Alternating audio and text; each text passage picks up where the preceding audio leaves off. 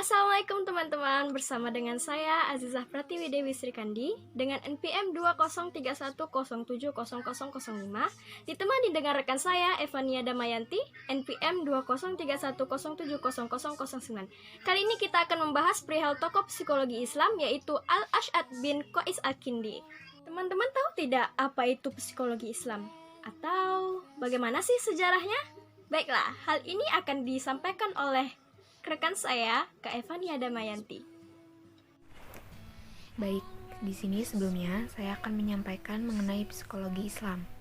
Secara garis besar, psikologi Islam memiliki dua pengertian. Yang pertama, psikologi Islam adalah manusia yang filsafat, teori, metodologi, dan pendekatannya berdasarkan sumber-sumber formal Islam.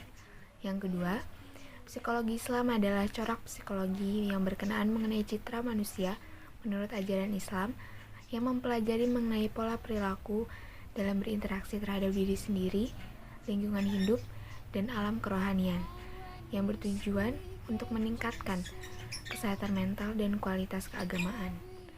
Dan psikologi sendiri memiliki hakikat, yaitu kajian Islam yang berhubungan mengenai aspek-aspek dan pola perilaku kejiwaan manusia agar secara sadar membentuk kualitas diri yang lebih sempurna dan mendapatkan kebahagiaan dunia dan akhirat.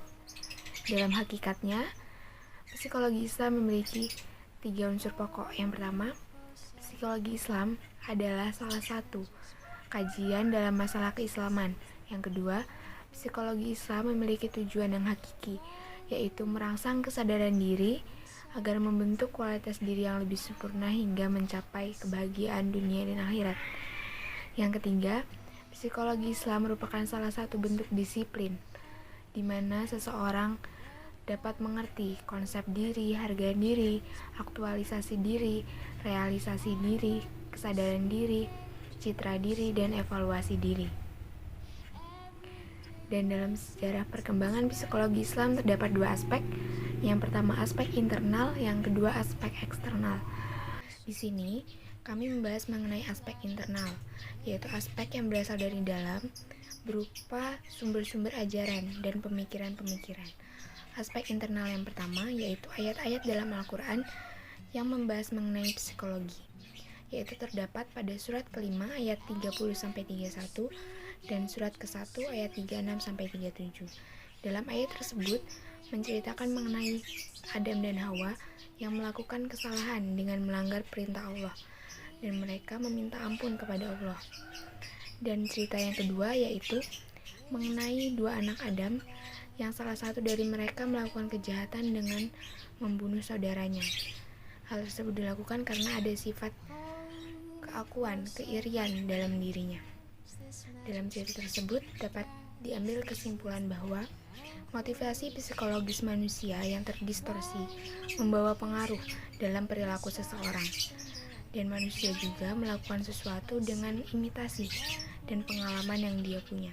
Baik, aspek internal yang kedua yaitu pemikiran filosof muslim. Di sini kami membahas mengenai Al-Kindi. Al-Ash'ad bin Qais Al-Kindi merupakan filosof muslim pertama pada abad pertengahan. Ia telah menulis 270 buku yang di dalamnya terdapat 17 disiplin ilmu, salah satunya mengenai psikologi.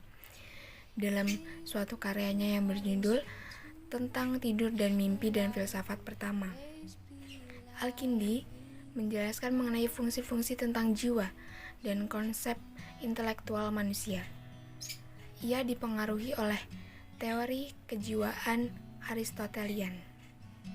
Apa sih jiwa menurut Qais Al-Kindi? Menurut Al-Kindi, jiwa itu tidak tersusun, sederhana, tetapi mempunyai arti penting, sempurna, dan juga mulia. Substansinya berasal dari substansi Tuhan. Hubungannya dengan Tuhan sama dengan hubungan cahaya dengan matahari. Argumen yang dikemukakan Al-Kindi tentang kelainan jiwa dan badan ialah keadaan badan mempunyai hawa nafsu dan sifat pemarah. Dengan perantara jiwalah manusia memperoleh pengetahuan yang sebenarnya. Ada 2 macam pengetahuan panca indera dan pengetahuan akal. Pengetahuan panca indera hanya mengenai yang lahir saja. Dalam hal ini, manusia itu sama dengan binatang. Sedangkan pengetahuan akal merupakan hakikat-hakikat dan hanya diperoleh oleh manusia, tetapi dengan syarat ia harus melepaskan diri dari sifat ini. Nah, ialah dengan meninggalkan dunia dan berpikir serta berkontemplasi tentang wujud. Dengan kata lain, seseorang itu harus bersifat zahid.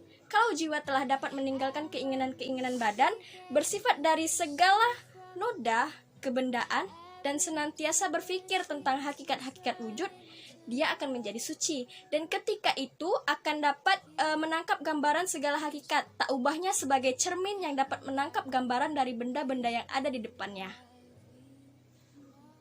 Pengetahuan dalam paham ini merupakan emanasi karena jiwa itu adalah cahaya dari Tuhan.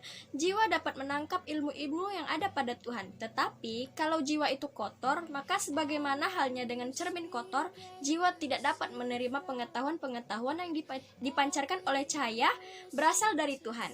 Dalam pandangan Al-Kindi, jiwa mempunyai 3 daya: daya bernafsu, daya pemarah, dan juga daya berpikir. Lebih lanjut lagi, Al-Kindi membagi akal menjadi 3 macam, yaitu akal yang bersifat potensial, akal yang telah keluar dari sifat potensial menjadi aktual, dan akal yang telah mencapai tingkat kedua dari aktualitas.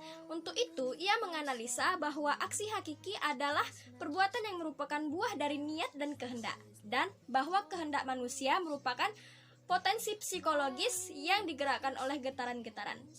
Akal yang bersifat potensial tak bisa mempunyai sifat aktual jika tidak ada kekuatan yang menggerakkannya dari luar.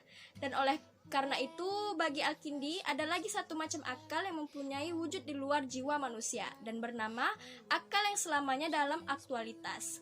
Akal ini karena selamanya dalam aktualitas ialah membuat akal bersifat potensial dalam jiwa manusia menjadi aktual. Baiklah teman-teman, cukup itu yang kami sajikan. Jika terdapat kesalahan kata, mohon dimaafkan ya. Terima kasih, sampai jumpa. Assalamualaikum warahmatullahi wabarakatuh.